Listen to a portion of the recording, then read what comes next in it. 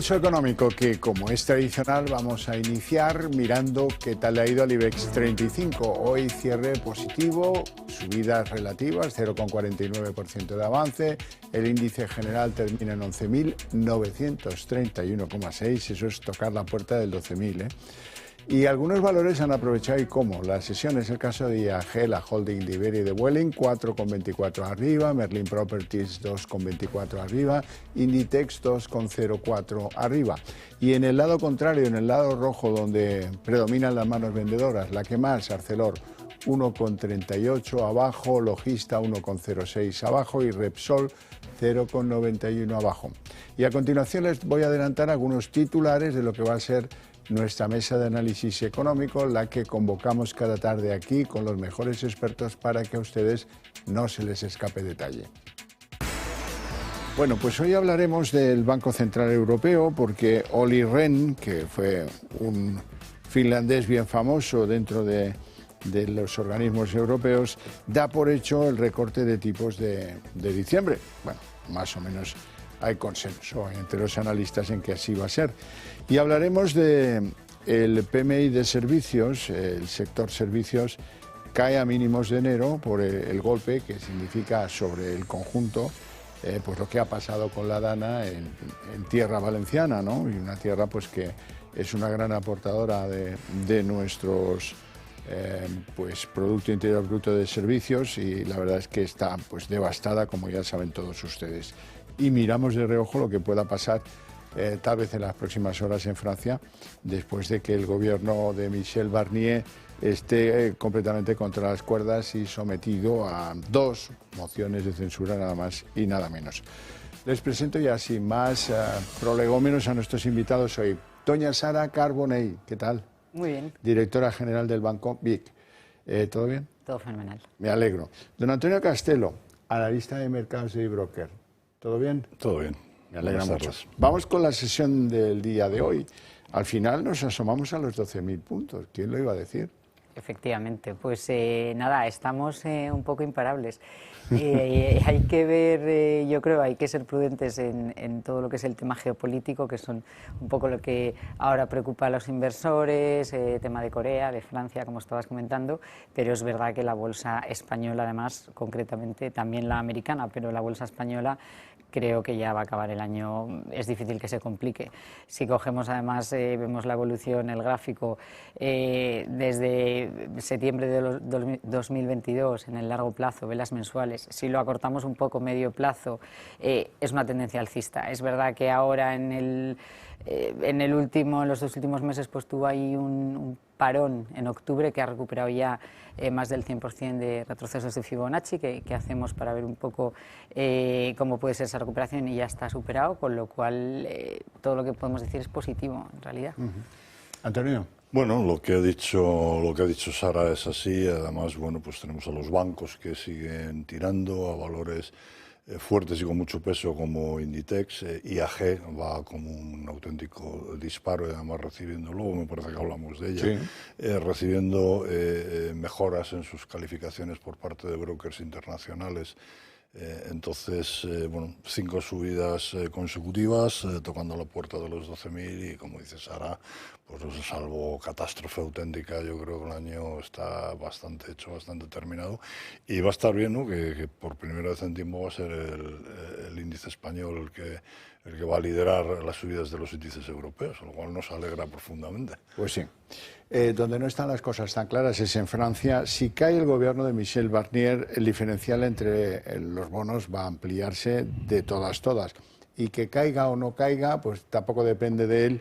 Hay 2 mociones de censura y lo tienen muy crudo. La pregunta es, caso que se ampliara ese diferencial, ¿veis al Banco Central Europeo con ganas de intervenir, que pueda hacerlo? Bueno, yo creo quizá que más que intervenir, lo que sí a lo mejor vamos a ver, porque la situación en Francia, como bien dices, está complicada y va un poco hilado con lo que hablábamos de la situación geopolítica, que tenemos esto y Corea encima de la mesa. Lo que yo sí creo es que se pronunciará, ¿no? Y tendremos que ir viendo cómo se incrementa más esa prima de riesgo, que está ya por primera vez más cara que España y, si no me equivoco, Grecia, en máximos históricos de 12 años. Y evidentemente evidentemente, bueno, pues el mercado se pone un poco nervioso con miedo a que haya una crisis de deuda. Yo creo que el efecto contagio a otros países de Europa es más complicado que ocurra, por eso creo que no podemos asemejar a la crisis de deuda que hubo en Europa en 2008, pero sí que es verdad que es un tema complicado donde el Banco Central Europeo, no sé si intervenir, pero desde luego se va a tener que pronunciar y aconsejar o decir un poco qué pautas hay que seguir, seguro.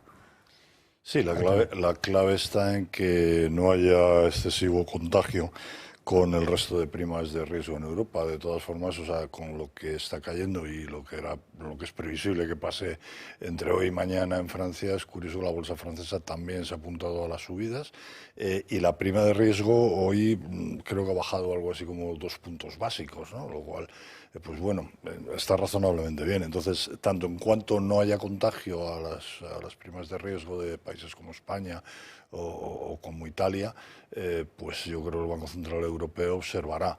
Si el tema va más, pues obviamente algo tendrá que decir y bueno, pues nos tienen acostumbrados a intervenir cuando han tenido que hacerlo, ¿no? Veremos. Hoy decía Olli Rehn, que es pues uno de los consejeros relevantes del Banco Central Europeo, que el recorte de tipos lo podemos dar por hecho. Bueno, nunca me gusta decir, Sí, damos por hecho, nada, soy tan ¿no? prudente con los mercados y seguro que Antonio está de acuerdo conmigo porque la experiencia siempre dice que dices una cosa y puede ocurrir que no pase, ¿no? Pero efectivamente le doy una probabilidad muy alta, es prácticamente va a ocurrir y además está sustentado por, lógicamente, primero porque tenemos un crecimiento algo más débil y segundo porque ya se ha ralentizado la inflación, que era el objetivo cuando hemos tenido estas subidas de tipos, ¿no? No solo creo que va a haber bajada en diciembre, sino que es muy probable que es lo que va a continuar durante el año que viene hasta que volvamos a un entorno de tipos mucho más bajos de lo que están ahora, a lo mejor en torno al 2% o incluso por debajo. Bueno, el Banco Central Europeo, igual que lo ha hecho la Reserva Federal, yo creo que por primera vez en mucho tiempo ha cantado el próximo movimiento, ¿no? Y aunque, como bien dice Sara, pues hasta que no termina el partido, pues hay que jugarlo, parece en este caso que está claro que una bajada de 1/4 de punto ahora está. Y yo creo que también está claro que el movimiento, claramente la tendencia va a ser bajista para seguir bajando tipos. ¿Por qué? Pues porque la economía europea está como unos zorros. Entonces, lógicamente, van a tener que tomar medidas en ese sentido. Y la inflación, pues, hombre, si no está quizás en el sitio donde a ellos les gustaría que estuviera, pues sí que parece de momento razonablemente controlada. Y el riesgo está, como decíamos la semana pasada, que si el Banco Central Europeo tiene que bajar más veces tipos y con más intensidad que la Reserva Federal, pues terminemos debilitando al euro e importando inflación de fuera, ¿no? Y esto sí que sería una situación peligrosa porque nos encontraríamos con poco crecimiento y con una inflación ahí y esto sí que sería un problema. Entonces yo creo que sí a la bajada de tipos próxima, sí a que seguirán bajando, pero van a tener que ir un poco modulando esto. Bueno, hoy la OCDE elevaba al 3% sus previsiones de crecimiento de la economía española y así lo saludaba Pedro Sánchez. Que estamos creciendo mucho y de manera muy fuerte, pero cuando salimos más allá de los Pirineos, pues el contexto económico internacional y europeo no es precisamente halagüeño. Hoy mismo la OCDE ha revisado al alza las previsiones de crecimiento de nuestra economía. Vamos a crecer, según esta organización multilateral, al 3% en el año 2024 y lo que me parece también muy importante es que las previsiones económicas para los próximos años también son muy positivas, del 2,3% en el año 2025. Antonio Castelo. Bueno, también lo hemos dicho aquí muchas veces, estamos creciendo sí, gracias a un sector servicios que hasta ahora ha funcionado bien, esperemos que no se lo carguen con algunas de las medidas que están tomando. Y también hay que decir pues que efectivamente buena parte de ese crecimiento está basado en deuda pública, en gasto público. O sea, si estamos creciendo al 2,8, pues el 3% al final es gasto público, ¿no? Entonces, bueno, mientras dure, pues vale, pero no es lo deseable. Bueno, también se habla de demanda interna sólida, se habla de consumo privado. Evidentemente no son malos datos, pero estoy de acuerdo con Antonio, a ver si no se cargan el sector servicios y así continúa. Pero bueno, no tenemos malos datos, pero no solo por parte de la OCDE, también por parte de otros organismos o como el FMI, no tenemos malas perspectivas de crecimiento relativamente buenas o sólidas para el año que viene. Bueno, de esto les venimos advirtiendo desde hace tiempo. Hay que llevar a libros contables esto de la Dana de Valencia y eso pues ya se empieza a notar. El PMI de servicios. El sector servicios ha caído a mínimos de enero por culpa del impacto de lo que se deja de vender o de explotar en ese suelo valenciano afectado por la Dana. Bueno, hay que decir de todas formas que sí que ha habido crecimiento, solo que es menos intenso, ¿no? Porque está por encima de 50 puntos. Esto era previsible, de hecho el dato solo difiere una décima de lo esperado por el mercado, con lo cual en realidad el dato no es sorprendente ni ha tenido impacto en los mercados como hemos visto hoy, como ha cerrado la bolsa. Lo que efectivamente hay que vigilar es cómo eso, no es el dato de ahora, que con ese ya contábamos, sino que las cosas se vayan solucionando, un poco lo que estábamos hablando del sector servicios, y que no continuemos viendo desaceleración del PMI o disminuciones en este dato en los próximos meses. Pero de momento yo ahora no le otorgo mucha importancia a este dato macro.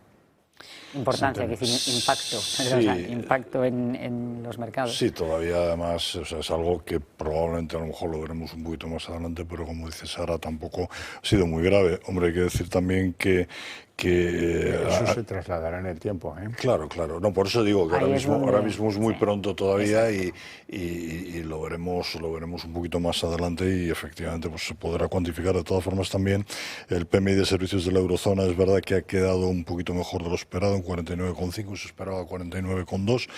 Y ha estado bien recibido por el mercado en general. O sea, el mercado cuando está optimista y positivo pues coge todo bien, ¿no?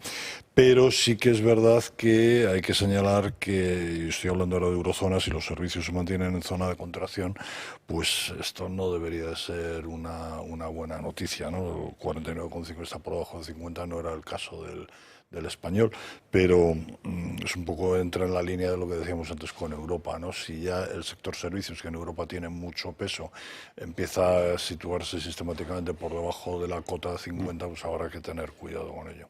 Bueno, pues vamos a hablar de la OPA de moda porque se acaban de cumplir los primeros 7 meses desde que el BBVA lanzó su oferta de compra del Banco Sabadell.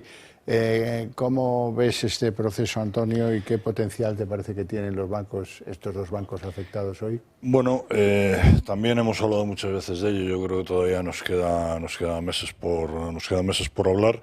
Desde que se produjo el anuncio de la OPA, el Banco Sabadell subió un 24%, un 64% en lo que va de año, lo cual puede decirse que Sabadell le ha ido bastante bien.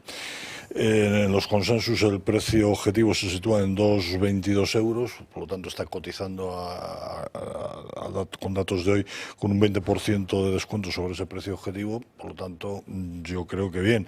El caso de BBVA es un poquito diferente porque desde que anunció la OPA baja un 13 y algo por ciento, un 13%, y aunque en el conjunto del año sube un 11,62%, cotiza, es verdad, también con un 25% respecto de su precio objetivo, pero la evidencia es esa, que desde que anuncia la OPA ha bajado. O sea, los accionistas de BBVA pues quizás no están tan contentos como los de Sabadell. Y aquí la clave pues va a estar en si nos dejan, ¿no? Ya sabéis que yo lo he dicho muchas veces, a mí se me antoja que lo que están ofreciendo por Banco Sabadell no es lo suficiente. O sea, quizás si yo fuera accionista de Sabadell, pues diría que no, pero me gustaría que fueran los accionistas de Sabadell quienes dijeran que no que lo digan en otros foros, ¿no? O sea, no que sea una decisión puramente política. Vamos a hablar de Telefónica. Los saudíes de STC van a alcanzar casi un 28% de rentabilidad en su inversión en Telefónica. Con el dividendo de diciembre, Criteria y la SEPI también van a superar un 16% de retorno de la inversión. Bueno, para los saudíes, si se cumple y si se está cumpliendo, vamos, así es, que la entrada en Telefónica era puramente con fines de rentabilidad, pues lo están consiguiendo. Telefónica, hay que decir que están en un buen momento, muy sólido, con muy buenas perspectivas, y efectivamente, como bien dices, es de casi 28% contando con los 3 dividendos, con los 2 y el que viene, y luego un 15% en cuanto a revalorización de acciones, con lo cual la operación por el momento parece que sale redonda. Sí, y todos contentos, Criteria, SEPI, ellos, o sea que de momento, y el accionista minorista que tenga acciones de Telefónica también, bien. Con lo cual es la felicidad completa. Todo bien. Antonio. Sí, bueno, al final todas estas operaciones, desde que los saudíes dijeron que voy y en lo que los demás han dicho que vengo también, SEPI y Criteria, por lo que han hecho ha sido que le han dado una solidez, han dado un suelo a la cotización que bueno, pues que se está notando, y efectivamente, pues como dice Sara, yo en este caso pues me alegro mucho, sobre todo por los minoristas que lo han pasado mal con Telefónica desde hace mucho tiempo. Y lo hemos comentado aquí además muchas veces, hemos hablado de Telefónica muchas veces y siempre ha sido más una compañía que hemos comentado que en el largo plazo quizá tenía más sentido que para el especulador de meses, de un año, y efectivamente ha habido momentos más duros. Sí, yo creo que Telefónica ha sido además una compañía a veces maltratada, ¿no? Yo recuerdo el momento del COVID, ¿no? Cuando nos fuimos todos a trabajar a casa. Es que España ha funcionado muy bien gracias a la red que había establecido Telefónica, tanto fibra óptica como 5G, y ha funcionado todo como un reloj. Y yo creo que eso es algo que no se le ha reconocido mucho a la compañía. Todo el mundo siempre estamos pensando en la deuda. Pero bueno, la deuda al final, cuando sirve para hacer inversiones y para tal, pues hay que mirarla de otra manera, ¿no? Está bien, aunque sea un poco tarde. Claro, a mí el único miedo, otra vez que me da aquí, ya sabes que soy muy pesado con esto, pues la SEPI, o sea, el gobierno, que no empiece a enredar ahí, empiecen a tomar decisiones estratégicas de cara a, o mejor dicho, que interfieran en decisiones estratégicas puramente de negocio de la compañía. Para mí sigue siendo la única duda. Sería un grave pero que tiene suelo, pues está claro. Bueno, sé que lo estáis esperando, vamos a hablar de IAG, que ha demostrado ser la número 1 de las aéreas en la bolsa europea, sube casi un 80% frente al 20% que cede el sector en el mismo tiempo, en el año 24.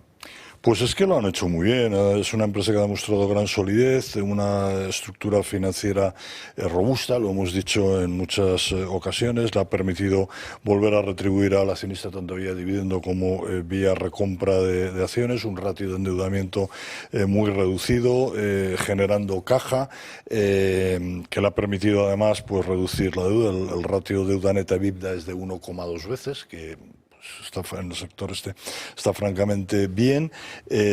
Planes ambiciosos de eficiencia para el grupo, que le puede beneficiar sobre todo la parte de British Airways, desarrollo de mercado en las rutas de Asia-Pacífico. Yo creo que todavía es una empresa que tiene bastante margen de mejora, ¿no? Y bueno, y hoy pues ha recibido varias recomendaciones muy favorables de casas pues como JP Morgan, de Bank of America, entre otros, ¿no? Subiéndole, o sea, precio objetivo muy por encima de donde lo estaba poniendo el consensus ahora, que era aproximadamente 3,50, y se está hablando de 5 y algo, ¿no? Lo cual, pues bueno, yo me alegro mucho, ¿no? Hoy subía 4,24, la que más en el IBEX. No, es increíble y ahora mismo es la joya de la corona también, pero sobre todo para mí lo importante, con perspectivas de revalorización, porque lo que pasa a veces con estas compañías que tienen estas subidas en el año, lo más probable muchas veces es que estén un poco sobrevaloradas o que no tengan ese precio objetivo que nosotros en Banco Big, que usamos Bloomberg, pues todavía le da potencial de más de un 5%. Luego se espera un beneficio operativo de 4.000 millones que cierre el año 2024, que es un 15% más que el año anterior. Lo más importante también para mí es que encima, comparada con el sector, las otras lo están haciendo mal, no normal, sino mal, con lo cual, claro, todavía tiene mucho más valor, ¿no? Ha sabido gestionar muy bien los costes operativos, cosa que otras compañías competidoras no han hecho igual de bien. No han tenido que subir precios a los usuarios, siguen teniendo perspectivas de demanda estable para el año que viene. Con lo cual, al final, lo que podemos decir es un poco lo que estaba diciendo Antonio, es que todavía tiene potencial. Muy bien, le ponemos muy buena nota por cómo lo está haciendo. Y sin quemar dinero público en la pandemia, que eso es importante siempre. Hablemos de ACS, la constructora de Florentino Pérez, porque supera los máximos históricos y la pregunta es simple, ¿le queda recorrido? ¿Está ya muy cara? ¿Cómo lo ven? Este es el caso un poco contrario. No es que la compañía no esté sólida, hemos visto buenos resultados también en los últimos trimestrales con un 5% mejores que el periodo anterior.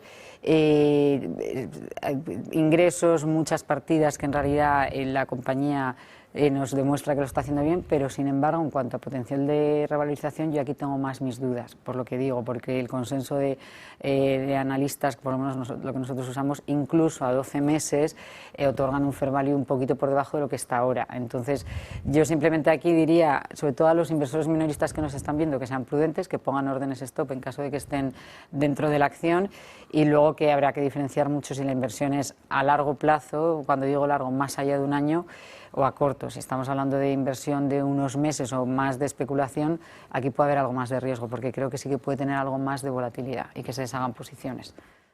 Pues sí, completamente de acuerdo con Sara. Además, yo creo que ya lo hemos comentado también en alguna ocasión. Bien por ellos, porque bueno, están apostando claramente por el mercado de Estados Unidos y Canadá, que es donde hay potencial. Bien por ellos porque bueno, han conseguido reconvertir una compañía puramente constructora en gestora de infraestructuras y que generan flujo de caja importante y demás. Pero el problema es que se ha convertido en un grupo muy complejo, muy complicado, ¿no? Y bueno, y esto yo creo en el mercado se sabe, como ha dicho Sara, pues claro, aquí nos encontramos con un precio de consensus que al final los analistas que están ahí es gente que estudia muy detenidamente las compañías, en 43 euros por acción, ¿no? Está cotizando hoy ha cerrado 46,98, ¿no? Entonces vemos que está cotizando muy por encima de ese precio de consensus. Esto quiere decir que la compañía sea mala, ni mucho menos. Lo que pasa es que probablemente ya ha subido con anterioridad las previsiones que había. El mercado se ha adelantado, digamos, se ha adelantado. Ya lo ha descontado. Ahora tendremos que esperar a ver si esas inversiones que sigue haciendo, sobre todo, como digo, Estados Unidos y Canadá, si tienen rentabilidad y cuándo la tienen. O sea, probablemente habrá que mirar más a medio plazo. Es un poco lo contrario, justo de lo que veíamos en IAG.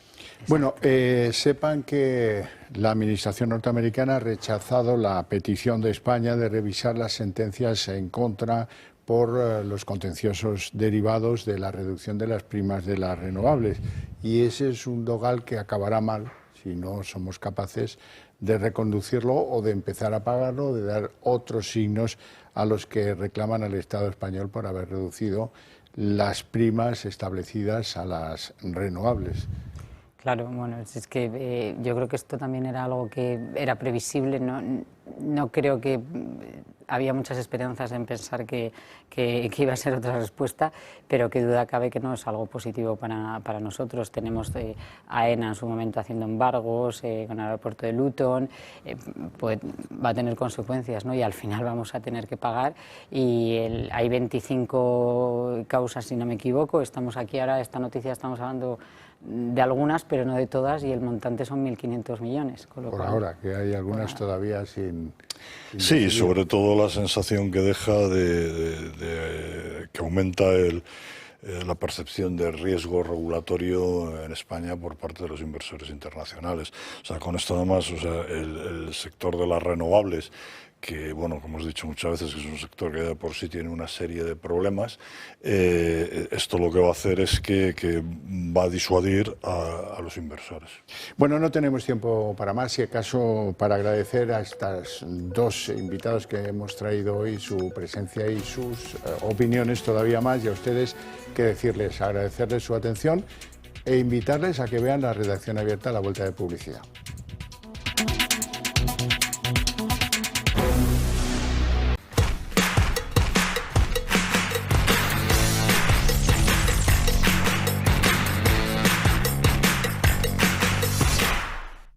Se sabe cuando se hace sin prisa.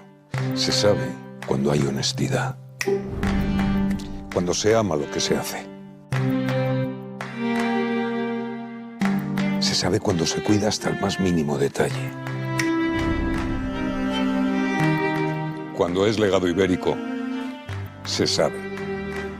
Y si lo eliges, aciertas. Jamón Legado Ibérico, número 1 en España y en el mundo. ¿Está harto de que le hagan esperar al teléfono? ¿De que no le expliquen las ventajas de la contratación en sus seguros? Ahora puede contar con Incos. Le damos un trato personalizado y le ofrecemos un ahorro en sus seguros. Así que no espere más y llame a Incos al 91 032 69 47.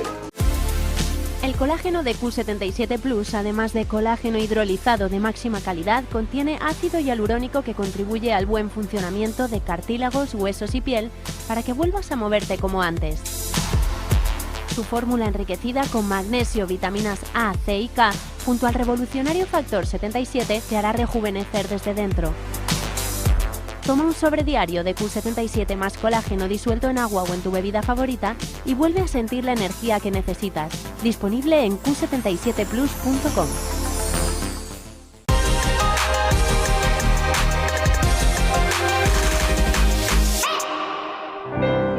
Hoy en Recomendaciones del Toro Televisión les hablamos de Protege tu Vida. ¿Sabían que los infartos y las anginas de pecho son la primera causa de muerte en España? Se calcula que unas 30.000 personas fallecen cada año en nuestro país por muerte súbita. Ante un infarto, contar con el desfibrilador cerca es clave para salvar la vida. Por eso nació Protege tu Vida, para que tengas un desfibrilador de uso muy sencillo en tu casa o en tu negocio. Llama al teléfono 900 730 061, cuéntales que eres espectador del Toro Televisión y tendrás un 30% de descuento, además de un dispositivo antiasfixia de regalo. Protege tu vida y la de tus seres queridos es una recomendación del Toro Televisión.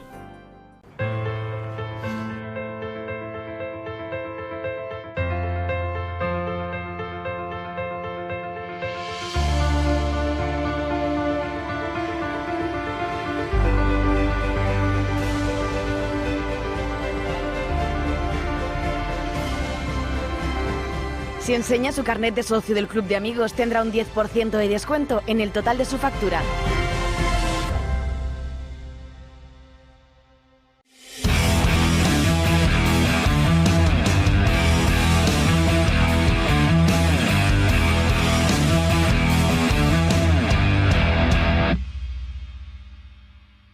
Descubre Montes de Galicia en el corazón de Madrid, un lugar donde la tradición gallega se encuentra con la innovación culinaria. Saborea nuestros mariscos frescos, carnes jugosas y postres caseros elaborados con ingredientes de alta calidad.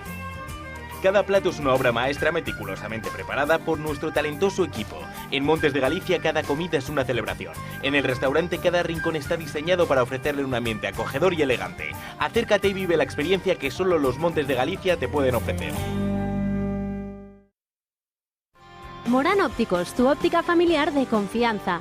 Con un gran equipo de profesionales ópticos optometristas, ofrecen a sus pacientes la mejor solución a su problema visual con ayuda de la mejor tecnología. Cuidamos de tu salud visual y auditiva. Además, cuenta con un gabinete audiológico cuyo objetivo es mejorar la comunicación y la calidad de vida de las personas con problemas de audición. Todos los socios del Club de Amigos tienen unas ventajas y descuentos sorprendentes. Ponte en contacto con Morán Ópticos, tu óptica de confianza. Te esperamos.